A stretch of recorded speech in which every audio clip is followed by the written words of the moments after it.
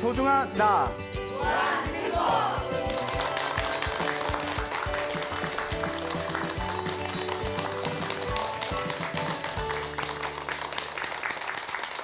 예, 안녕하십니까? 안녕하세요. 예, 광우 스님이라고 합니다. 또 우리 소나무 애청자분께서 소중한 편지를 보내오셨습니다. 그래서 내용이 너무 좋아서 여러분들 읽어드리고 싶어서 제가 가져왔습니다. 한번 잘 경청해 주시기 바랍니다. 광우 스님, 정말 감사합니다. 우리 딸들과 저는 스마트폰을 손에서 놓지 않고 스님 법문을 듣고 하는 습관이 되었습니다. 제가 처음 듣는 법문이 많아 유익하고 행복한 마음으로 듣고 있습니다. 경전에 나오는 법문을 재미있고 유익하게 말씀을 잘하시어 정말 감사하며 존경스럽습니다. 제가 24살에 시집을 와서 시부모님을 모셨습니다. 시아버님께서는 늘 아침, 저녁, 취침 전까지 금강경을 독경하셨습니다. 집이 작아서 부엌에서 일하면서 금강경 독경 소리를 잘 들었습니다. 아버님께서는 강원도에 있는 월정사가 불에 타 빈 공터로 있는 것을 애석하여 집에 도편수를 불러 의논 나누시는 것을 보았습니다. 그리하여 강원도를 많이 다니셨습니다.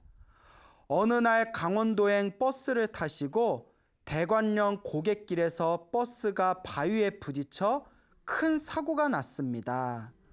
버스 안에서 사람들이 많은 부상을 입고 앰뷸런스에 실려가고 했으나 승객 가운데 가장 연세가 많으신 아버님께서는 아무것도 다치신 데가 없고 어지럽지도 않으셨다고 합니다. 저는 그 말씀을 듣고 아버님 정말 기적이라고 말씀드렸습니다. 그러나 아버님께서는 이 세상에 기적이란 없다고 말씀하십니다. 금강경의 위력이 이렇게 대단하다고 말씀하십니다.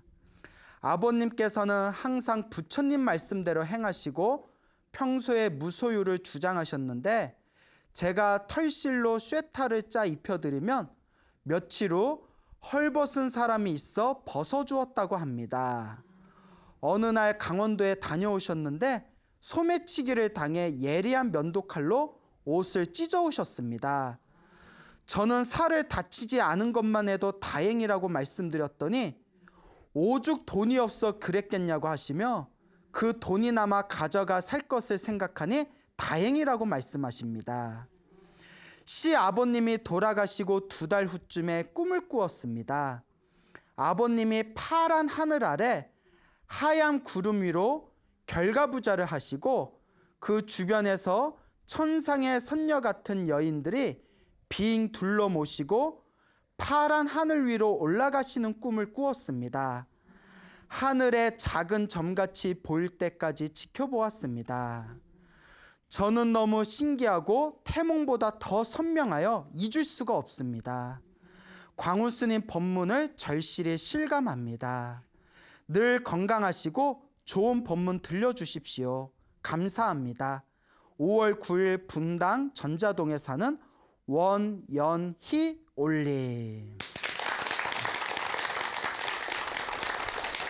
예, 어때? 편지 내용이 너무 감동스럽죠? 네, 저도 이렇게 편지를 받고 읽으면서 야, 여 시아버님 되시는 요 거사님께서 저보다도 더 스님 같다. 예, 사실 이렇게 며느리가 정성스럽게 짜준 털실로 된 옷을 헐벗은 사람한테 이렇게 벗어주기가 힘들잖아요. 차라리 지갑에서 얼마 돈은 줄 수 있어도. 그리고 또 우리가 살다가 도둑질을 당하게 되면 화 나야 안 나요? 그렇죠. 만약에 막 소매치기 당하면 첫 소리부터 이런 C 뭐 나오고 비타민 C 막 이러면서. 그런데 우리 요 거사님, 시아버님 되는 거사님께서 야, 그거라도 가져가서 살 거 생각하니까 다행이다. 야, 정말 많이 닦으신 분이다라는 것을 그 짧은 편지글에서 충분히 느낄 수가 있었습니다. 그리고 평생 금강경을 독송하셨잖아요. 그래서 마지막에 이 며느리 되시는 보살님께서 꿈을 꿀 때 그 하얀 그 구름 위에 결가부자, 결과부자 참선할 때 다리를 꼬는 것을 결과부자라고 합니다. 딱 결과부자를 한 상태에서 주변에 선녀들이 삥 둘러싸이고 하늘 위로 싹 승천했다라는 그런 꿈을 꾸셨다는 걸 딱 보고 아마 이 거사님께서는 하늘세계 천신으로 태어나셨나 보다.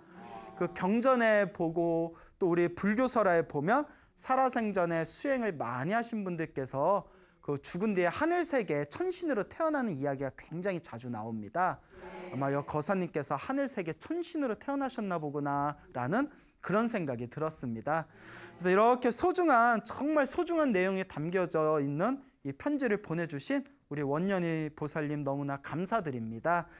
자, 우리가 불법을 공부하고 기도를 한다는 것은 이와 같이 내 마음을 닦는다는 거, 그리고 마음을 닦다 보면 내가 원하든 원하지 않든 반드시 내가 닦은 만큼의 공덕이 있다는 거, 이것에 대해서 반드시 여러분들의 확신을 가지셔야 됩니다.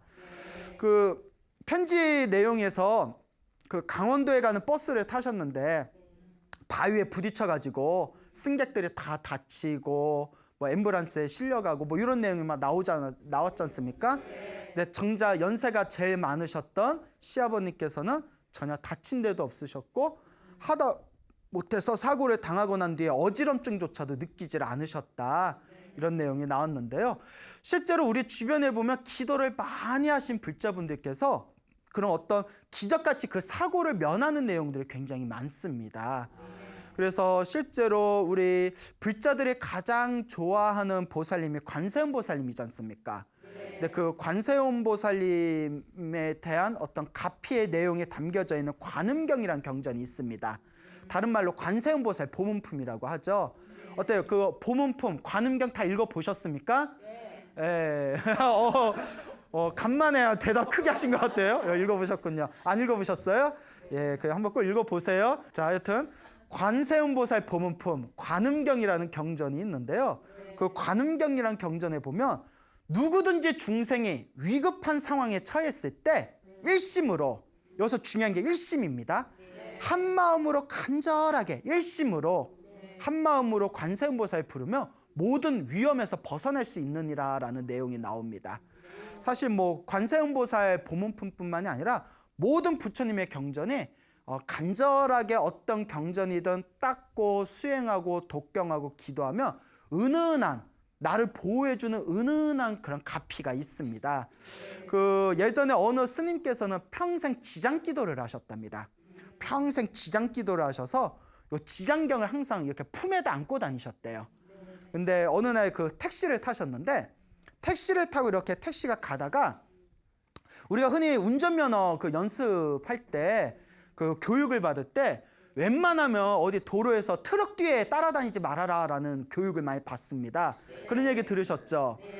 그래서 그 택시를 탔는데 택시 운전사분께서 길에서 그 트럭이 앞에 있는데 트럭 뒤로 이렇게 따라가고 계셨대요. 근데 그 트럭에 이렇게 그 철근 같은 거 있죠? 날카로운 큰 철근 같은 걸 싣고 있었답니다. 근데 앞에 트럭이 이렇게 교통사고가 났나 봐요. 교통사고가 나고 트럭이 부딪히면서 앞에 있는 철근이 그 뒤로 쫙 밀리면서 유리창을 뚫고 쓱 가슴에 팍 박혀버린 거예요. 뒷자리에 탄 스님 가슴에 희한하게 빡 박혔는데 스님이 죽었을까요? 살았을까요? 그렇죠. 죽었으면 얘기 못하죠. 그리고 스님이 돌아가셨대요. 이러면 안 되죠. 가슴에 박혔는데 사신 거예요. 그래서 어떻게 사셨냐? 가슴에 지장경 책을 안고 있었대요. 철근이 어디에 맞은 거예요? 책에 맞았는데 책을 거의 다 뚫었는데 살갗에 안 닿고 책 때문에 사셨대요. 이야, 믿습니까 여러분? 예. 자, 기적입니다 여러분. 예. 그리고 또 제 아시는 스님이 계시는데 요거는 제가 그 스님께 또 직접 들은 얘기입니다. 아까 얘기는 책에서 본 내용이고요. 요 스님께서 또 이제 고속도로에서 차를 운전하시고 이렇게 차를 타고 가셨는데 앞에 또 트럭에서 물건이 이렇게 떨어졌대요. 그 여러분 트럭 뒤에서 운전하면 진짜 안 될 것 같아요. 욕심 부리지 말고 먼저 보내든가 해야지. 앞에 트럭에서 물건이 떨어져서 그거 부딪혔나 피했나 하다가 차가 전복이 됐대요.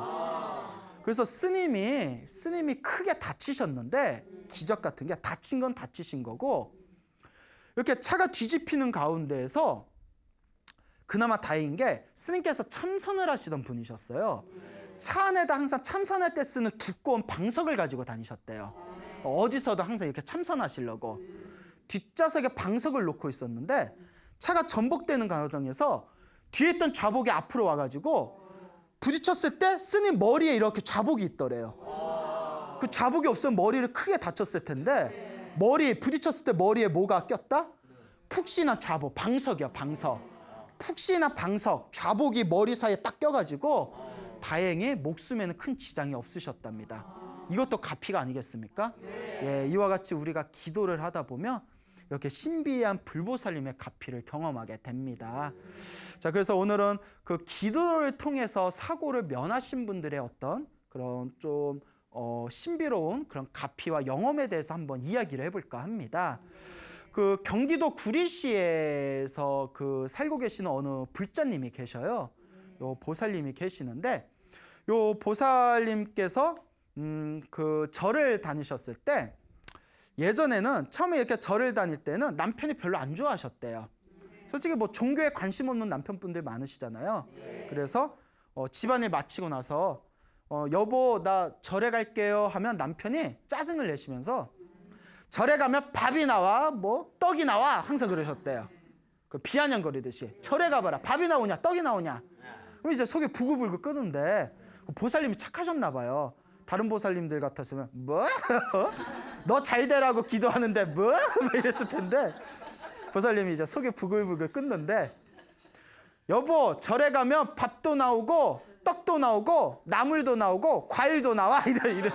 그 남편이 아무 얘기 안 해. 아 실제 절에 다니면 밥 나오지 나물 나오지. 절에서 봉사활동 해주면 떡도 주지 스님들이. 그러니까 그 남편보다 아무 말 못 하시고. 근데 그냥 절에 가는 게 그렇게 좋으셨대요. 절에 가는데 그러니까 남들 절에 가니까 같이 절에 가고 남들 기도하니까 그냥 기도하고 절에 가면 이렇게 마음이 편안해지고 그렇게 절에 다니다가 거사님 남편 되시는 분들께서 15톤짜리 덤프트럭을 운전하시는 분이었대요. 그래서 이제 공사 현장에서 덤프트럭을 운전하셨는데 바야흐로 이제 사건이 하나 터집니다. 2000년도였대요. 2000년도. 지금으로부터 한 18년 전인가요? 예. 2000년도에 부산에서 큰 터널 공사를 했대요. 부산에서 큰 터널 공사를 했는데 글쎄요 저는 이제 공사 현장 경험이 없어서 그런데 터널 공사가 굉장히 위험하대요. 그거 어둡고 좁은 데에서 트럭하고 중장비가 엉키다 보니까 인명사고가 잘 난답니다. 그래서 터널 공사가 굉장히 좀 어렵고 좀 힘든 공사인데 그 부산에서 그 터널 공사할 때 이제 트럭을 운전을 하셨답니다. 15톤짜리 덤프 트럭을 운전을 하셨는데 어느 날이었대요. 이 보살님께서 터널 공사가 굉장히 위험하고 어렵다는 걸 아니까 매일매일 남편을 위해서 기도를 올렸대요. 우리 남편 항상 건강하고 무사하게 해주십시오. 무사안전이라고 하죠. 무사안전을 항상 발언하면서 기도를 올렸답니다. 그 기도를 올렸는데 어느 날 이렇게 꿈을 꿨대요. 꿈을 꿨는데 꿈에 자기 앞에 이렇게 스님들이 계시더래요. 스님들이 여러 명의 스님들이 이렇게 가사장삼을 입고 이렇게 목탁을 치면서 자기를 바라보면서 막 연부를 하고 기도를 하더래요. 스님들이. 그래서 자기도 이제 꿈속에서 스님들이 자기 보고 막 기도하니까 얼떨결에 자기도 이렇게 합장하고 마주보면서 기도했대요. 근데 꿈속에서조차도 왜 나를 보고 기도하지? 왜 나를 보고 기도하지? 왜 그러지? 그래서 그런 생각이 들더랍니다. 하여튼 꿈에서 스님들이 자기를 위해서 기도해 주는 걸 꿈을 꾸고 나서 잠에서 딱 깼는데 잠에서 깨고 난 뒤에도 이상한 생각이 들더래요. 왜 꿈에서 나를 보고 기도를 했을까? 이게 무슨 뜻일까? 왜냐하면 꿈이 너무 생생하다 보니까. 그러고 있는데 그 꿈을 꾸고 난 그날 이제 오후에 남편한테 전화가 왔대요. 남편한테 전화가 와서 여보 나 죽었다가 살아났어 이러더래요. 나 죽다 살아났어 하니까 부인이 왜? 그러면서 남편이 사고 얘기를 하는데 심장이 벌렁벌렁거리더래요. 어떤 일이 있었냐면 그 터널 공사였다고 하잖아요. 그 남편분께서 이제 차를 가지고 이제 터널을 공사 현장에 들어갔는데 앞에 막 돌들이 막 깔려 있더래요. 근데 그 차 타이어가 자꾸 돌을 밟고 가면 뻥크가 나면 그 공사 일에 차질이 생기니까 차에서 내리셨대요. 그 돌을 이렇게 치우고 있었대요. 돌을 이렇게 치워서 이제 통행할 수 있도록 돌을 이렇게 치우고 있었는데 그 뒤에 그 뭐 페이라던가 페로 예, 뭐 지게차 같은 거죠. 예, 제가 잘 모르겠는데 그냥 하여튼 뭐 지게차 같은 건 중장비가 어두우니까 뒤에 사람이 있는 줄 모르고 후진을 하다가 그 거사님 엉덩이를 쳐버린 거예요. 그 거사님이 엎어졌대요. 예, 툭 치니까 엎어졌는데 그 위를 이렇게 지게차가 지나가는 거예요. 위를 지나가는 찰나에 그 하여튼 바퀴 사이가 보이더래요. 거기를 그냥 후다닥 굴러서 피했대요. 정말 기적같이. 예, 찰나의 순간이었죠. 아차 싶으면 그냥. 근데 그 후진하는 지게차는 어둡고 정신이 딴 데 팔려 있는지 뒤에 사람이 있는지 피했는지도 모르고 그냥 앞으로 뒤로 왔다 갔다 하더래요. 정말 큰일 날 뻔했죠. 진짜 큰일 날 뻔했죠. 가까스로 야, 나 진짜 큰일 날 뻔했다. 이 얘기를 듣고 보살님이 그래서 그 꿈을 꾸었구나. 꿈에서 스님들이 내 남편 살리려고 꿈에서 기도를 해준 거였구나. 그러면서 자기도 모르게 부처님 감사합니다. 부처님 감사합니다. 정말 부처님 감사합니다라는 마음이 저절로 우러나왔답니다. 예. 그 뒤로는 이제 그 얘기를 이제 남편한테 나중에 했겠죠. 그 뒤로는 여보 나 절에 갈게 하면 남편이 응 잘 갔다 와 이런데요. 잘 갔다 와 이런데요. 예, 그렇죠. 참 이게 재밌어요. 그렇죠? 예. 이렇게 우리 사람들이 살다 보면 이런 위급함에 빠질 수가 있습니다. 그러니까 평소에 뭘 많이 해야 된다? 기도를 많이 해야 돼요. 평소에 기도를 많이 해야 됩니다. 근데 또 어떤 분이 이런 얘기 하시는 분들도 있어요. 선생님 기도 열심히 했는데도 막 사고가 났어요. 안 좋은 일이 생겼어요. 그럴 때마다 제가 항상 드리는 말씀 있죠. 크게 받을 거 어떻게 받는다? 작게 받는다. 우리 불법이 인과 업보입니다. 내가 지은 업은 내가 받아요. 사람들이 왜 막 사는 줄 아세요? 이번 생에 죽으면 끝이라고 생각하는 거거든요. 이번 생에 죽으면 끝이고 인과 업보를 안 믿어서 그래요. 내가 지금 나쁜 짓을 하면 언젠가 내가 받는다라는 인과 업보를 믿어보세요. 다른 사람 100원짜리 동전 하나 못 가져가요. 내가 이거 가져가면 언젠가 내가 또 갚아야 되는데. 이 인과 업보는 불교에서 말하는 가장 중요하면서도 가장 핵심이 되는 교리입니다. 인과 업보를 믿지 않으면 불교를 수행할 수가 없고 인과 업보를 믿지 않는 사람들은 인생을 막 삽니다. 예. 그렇기 때문에 우리가 살아가면서 이 인과 업보를 믿는다는 거. 그래서 내가 지은 업은 반드시 누가 받죠? 내가 받죠. 이 업은 피할 수가 없습니다. 부처님 경전에 보면 부처님께서도 업을 면하기 어렵다고 하십니다. 그래서 부처님께서도 부처님 일대기를 보면 깨달음을 얻으신 부처님께서 12번의 고난을 당하는 내용이 나옵니다. 모든 업장을 소멸하시고 모든 완전한 깨달음을 얻으셨는데도 당신이 살아가면서 12번의 고난을 당하시는데 그때 제자들이 부처님이시여 부처님은 모든 것을 이루시고 모든 걸 다 꿰뚫어 보시는데 왜 이런 고난을 당하셔야 됩니까? 라고 질문할 때마다 부처님께서 항상 하시는 말씀이 다 누가 지은 업이다? 내가 지은 업. 내가 붓다가 되기 전에 부처가 되기 전에 머나먼 과거 전생에 이런 업보를 지었기 때문에 이런 걸 받는 것이다. 근데 깨달은 자와 우리 중생의 차이는 깨달으신 분들은 아무리 나쁜 상황에 처해도 원망하는 마음이 없어요. 항상 마음이 고요해요. 누가 지은 걸 누가 받는다? 내가 지은 걸 내가 받는 걸 다 꿰뚫어 보기 때문에 아무런 마음에 동요가 없습니다. 근데 우리 중생은 살다가 안 좋은 일을 당하거나 나쁜 짓을 당하면 첫 글자에 뭐가 나와요? C. 비타민 C가 나오죠. 예? 그렇잖아요. 남을 원망하는 마음, 동요하는 마음. 그런 불자분들 많아요. 평생 기도 열심히 하다가 나쁜 일 한번 딱 생기면 에휴 영험 없네 하고 절에 안 나오는 불자분들도 있습니다. 아닙니다. 내 업은 내가 받는 거고 기도를 열심히 하시면 크게 받을 업보를 작게 받고 작게 받아야 할 업보는 그냥 받은 듯 안 받은 듯 쓱 스쳐가는 겁니다.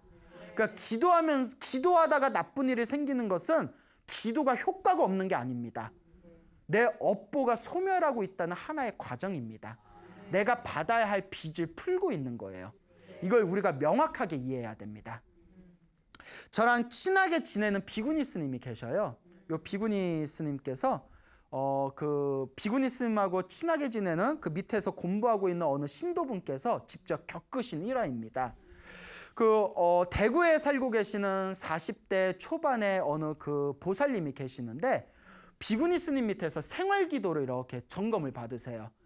매일매일 스님께서 숙제를 내주시면 기도 숙제를 내주시면 매일매일 그 기도를 하고 스님한테 점검받는 그런 불자분이 계시는데 요 젊은 불자분께서 그 대구에 살고 계시다 보니까 이렇게 이제 차를 타고 밖에 나갈 때 어느 날 포항을 가시는데 그 대구 포항 쪽 고속도로에 마의 구역이 있대요.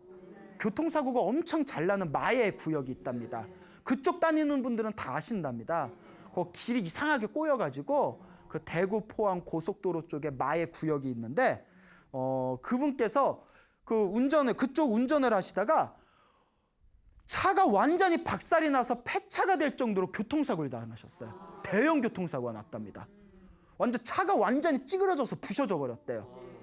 그런데 몸에 상처가 하나도 없더래요. 그 옆에서 차가 부서진 거 본 사람이 아이고 요 차 안에 탄 사람 어떻게 됐어요? 예, 전데요? 진짜? 대박! 막 이러면서 믿지 않을 정도래요. 완전 기적이죠. 하다못해 뭐 찰과상이라도 있어야 될 거 아니에요. 차가 완전히 박살이 나서 폐차를 시켰는데도 운전자가 몸이 멀쩡하니까 사람들이 기적이라고, 야 진짜 기적이라고 할 정도로. 근데 보살님이 아무리 생각해도 이거는 정말 누구의 값이다?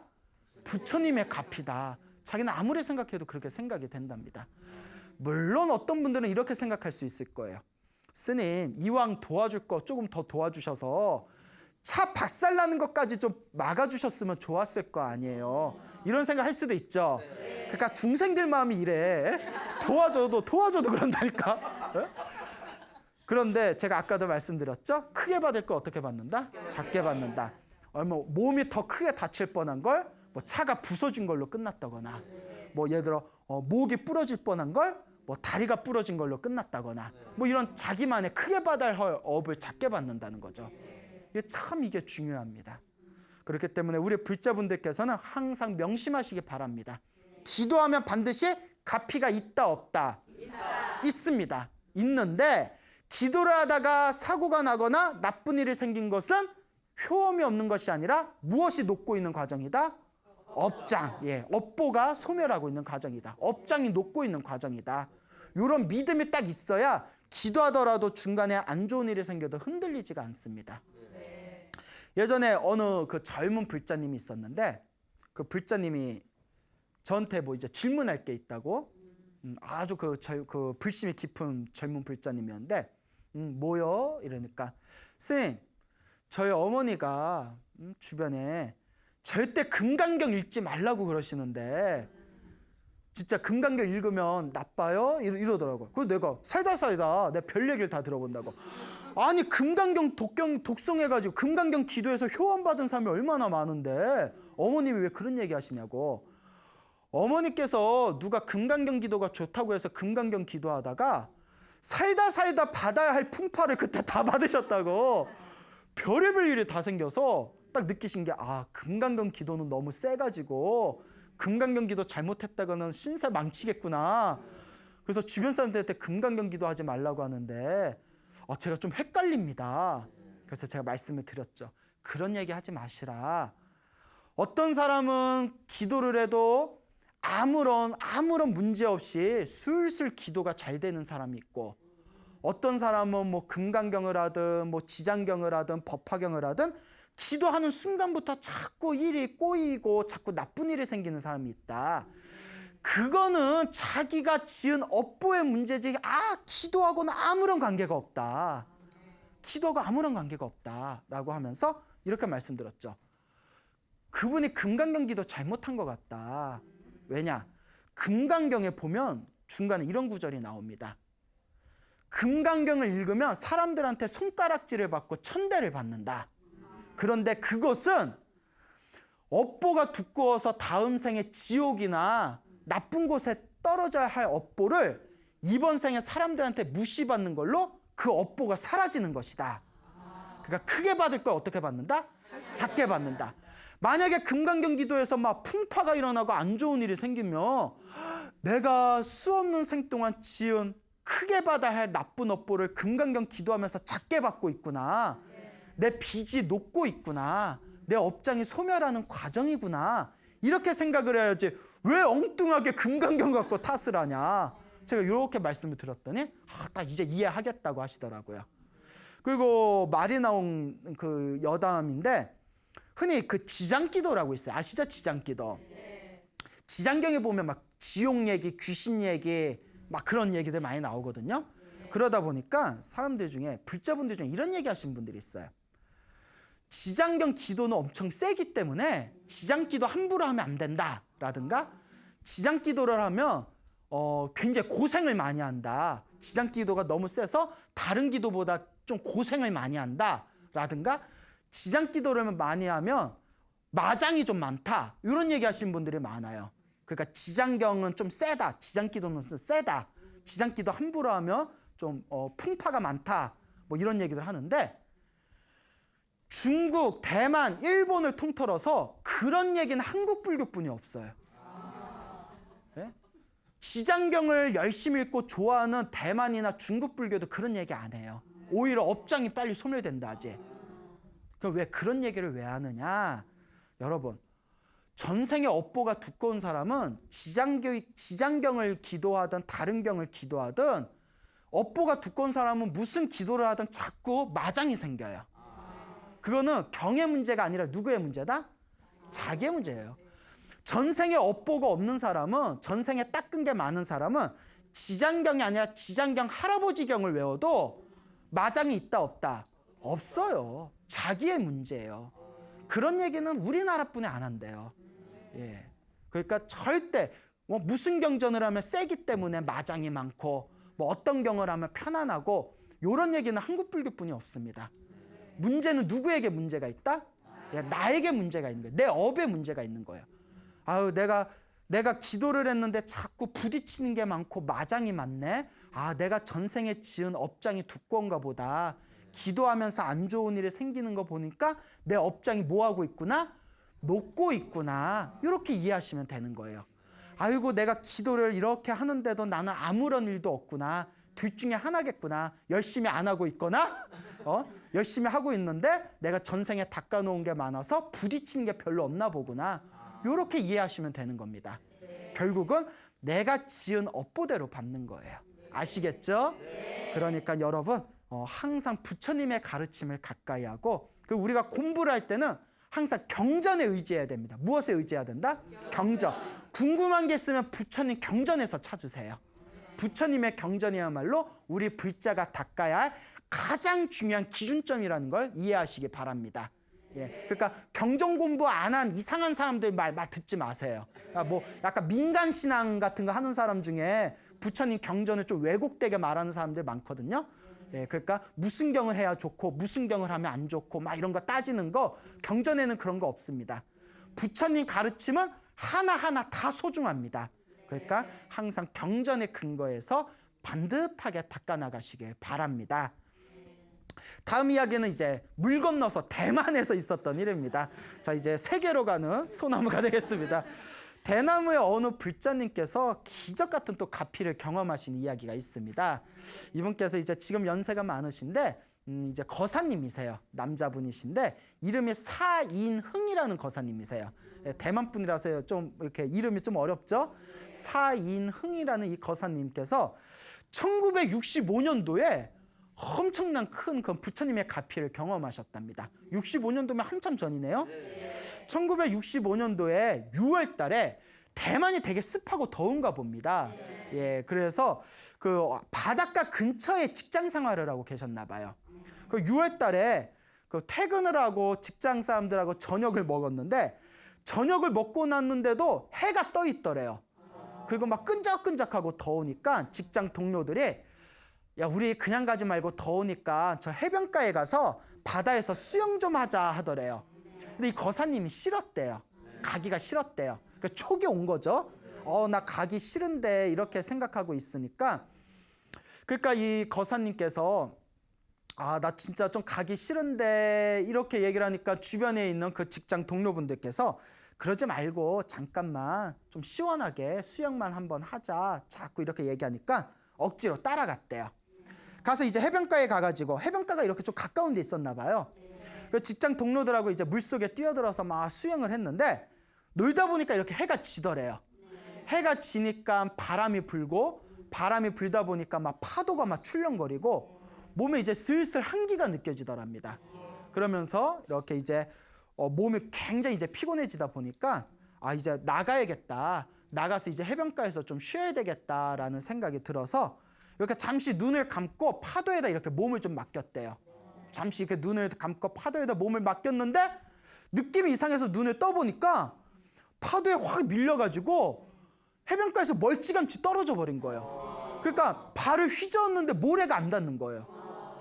수영도 잘 못하는데 놀래가지고 막 호적거리다가 저 해안가에 있는 동료들한테 나 좀 살려줘, 나 좀 살려줘 이러니까 동료들이 놀래가지고 이렇게 물에 뛰어들었대요.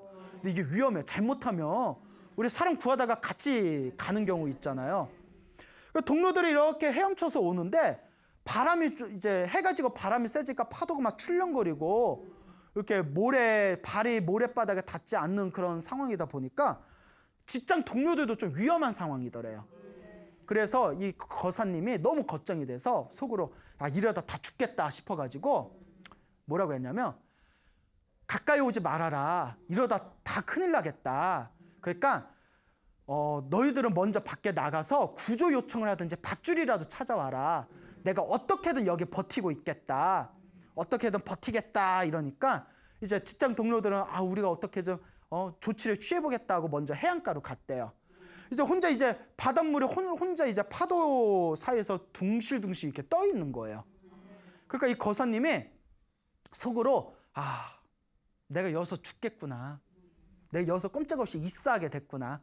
그러니까 별의별 생각 다 들겠죠. 내가 그때 안 간다니까 막 이런 생각에 괜히 살아가자고 해가지고 이런 생각도 들겠죠. 근데 딱 첫 생각이 부모님 생각이 나더래요.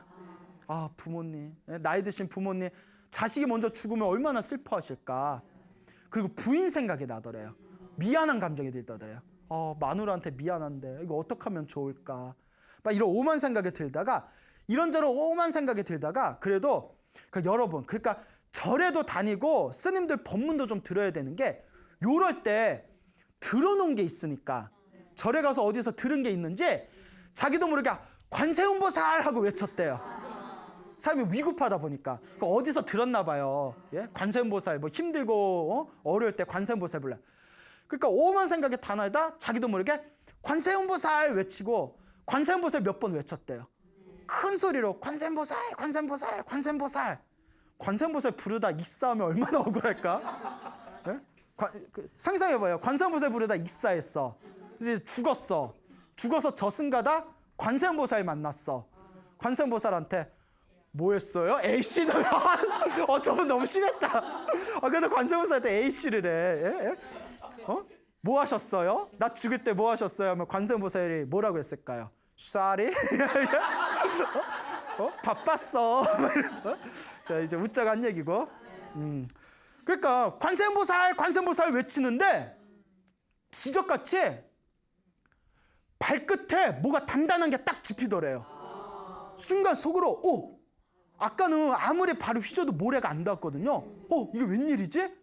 정말 지금 생각해도 너무 신기한 일이라는 거예요. 그냥 하염없이 관세음보살, 관세음보살 외치니까 바닥에 모래같이 이렇게 바닥 같은 게 딱 닿더래요. 그래서 다행이다 싶어가지고 꾀를 낸 게 파도가 확 올라오면 몸을 웅크렸대요. 몸을 싹 웅크리고 파도가 다시 싹 빠지면 고개를 쏙 내밀어서 숨을 다시 보충하고 이걸 계속 반복하면서 파도에 밀려나가지 않고 계속 버텼대요. 그러다 다시 돌아온 직장 동료들의 그런 구조로 결국 이제 거기서 이제 해안가에 무사하게 빠져나오게 됩니다. 그러니까 완전히 몸이 탈진해가지고 그날 이제 그 직장이 있는 숙소에 들어가서 완전히 뻗어버렸대요. 그래서 죽다 살아난 거잖아요. 완전히 뻗었대요. 뻗었어요. 자, 이걸 전문 용어로 뭐라고 하죠? 오징어 됐다 하죠. 바닷가에서 푹 익었다가 예? 완전히 뻗었어. 그래서 우리가 야 오징어 됐다 이러잖아요. 오징어 좋아하세요? 또 내라네. 예? 그 다음날 이렇게 일어났는데 이제 오징어처럼 흐물흐물해져 버린 거예요. 몸이 완전히 탈진해 버렸잖아요. 오전에 가까스로 그냥 이렇게 억지로 밥을 먹고 있는데 왠지 느낌이 이상해서 뒤를 딱 쳐다봤더니 마누라가 와 있는 거야. 마누라가 딱 와 있는 거야. 그러더니 부인이 여러분 그 여자는 육감이라는 게 있다고 하잖아요. 육감. 예. 그런 얘기 있잖아요. 남편이 바람 피면 부인이 귀신같이 알아챈다면서요.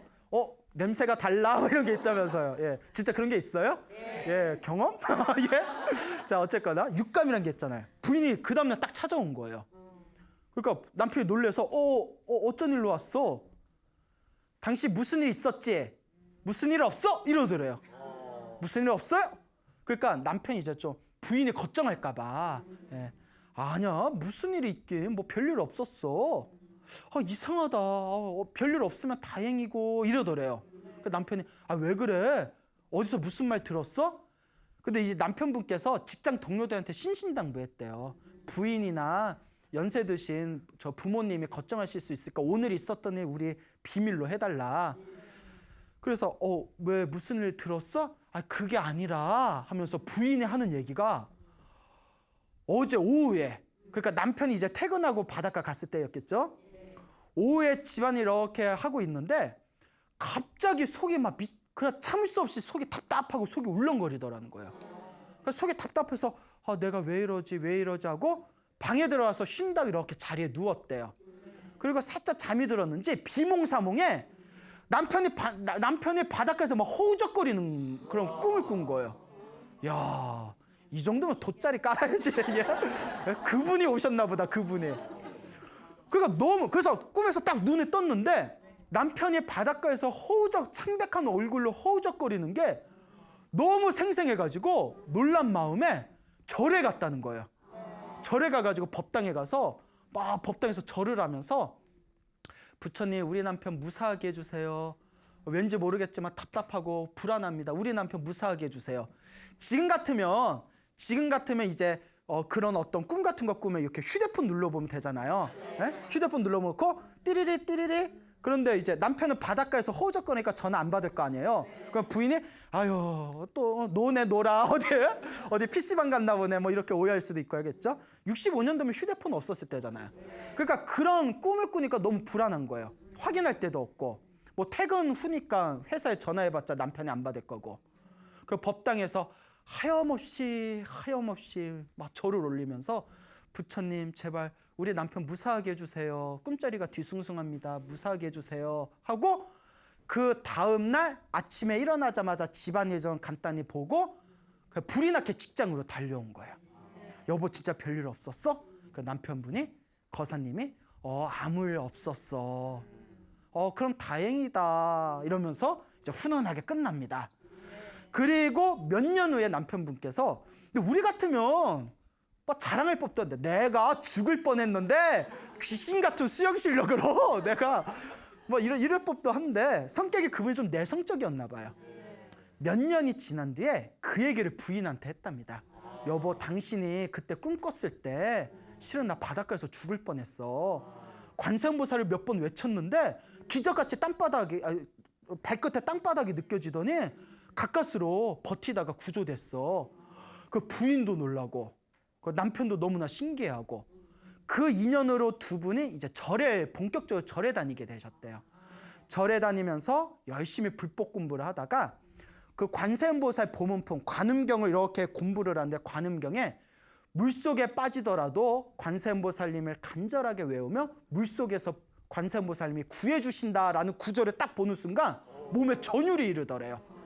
그때 내가 모르고 관세음보살을 불렀는데 관세음보살님이 정말 도와주셨나 보구나. 그리고 열심히 이제 불법 공부로 부처님 가르침을 열심히 공부하다가 그 부부의 따님이 출가를 해서 비구니 스님이 되셨대요. 그 진짜 부처님 은혜 제대로 갚은 거죠.